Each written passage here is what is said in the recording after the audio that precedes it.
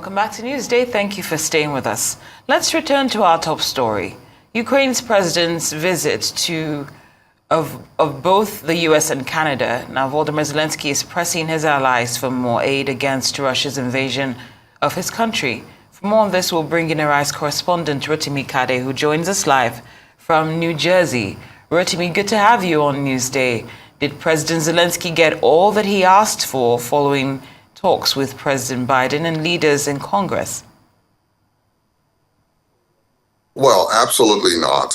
President Zelensky is still in the process of seeing where he can get more aid from the U.S. Government. But of course, you know that currently there's a lot of politicking going on in the U.S. politics right now, especially in Congress, where there's a new leadership. In the past 2 years or so, 1 year, I should say, where the Republicans have taken over the House, unlike what we had during the Nancy Pelosi era. This time around, there's a lot of skepticism as to whether to support Ukraine going forward, and the reason being that the U.S. itself is facing some economic backlog in terms of the economy is not it's not growing as fast as many people supposedly thought it would. Secondly, the fact that there's this waning support for Ukraine in terms of why European countries are now stepping up to the game, to help U.S. to support Ukraine. But the downside to this is the fact that if this support is not coming from the U.S., which is almost like the majority of what Ukraine has used in prosecuting this war against Russia, it's going to be very, very difficult for them to win the war. So far, the U.S. has contributed over $100 billion of aid and military assistance to Ukraine, and that has helped sustain, staving off the Russian aggression.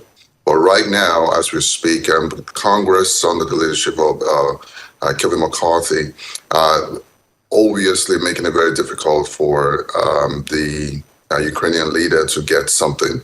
Don't forget also that they're still hanging on the neck of Congress is the possibility of shutting down the government, which is about a few days away.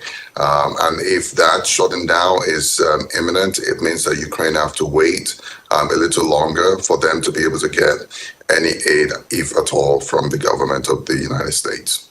Indeed, Rotimi. Now, some Republicans want aid for Ukraine to be severely reduced. Is that something which represents a wider public opinion? And in some instances, we've heard reports that some of the same Republicans behind closed doors might actually want more aid for Ukraine.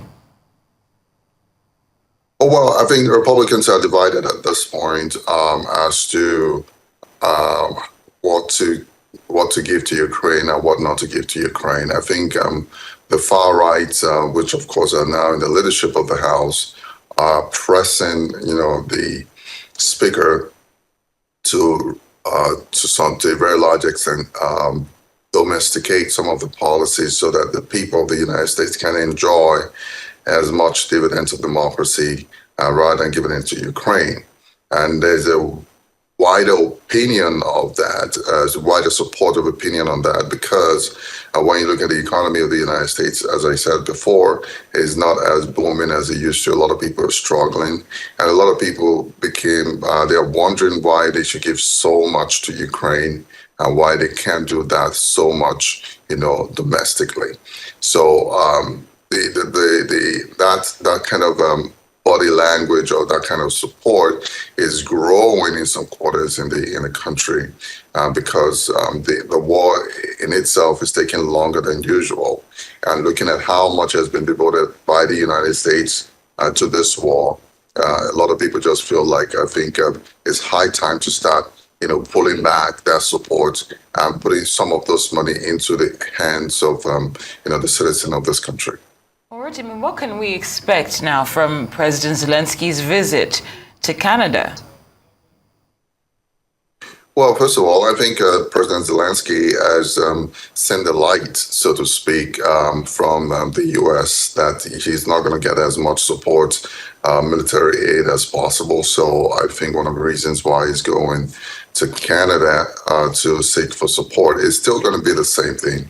Perhaps maybe there's going to be a red carpet that's going to be rolled for him to come and address the Parliament of Canada.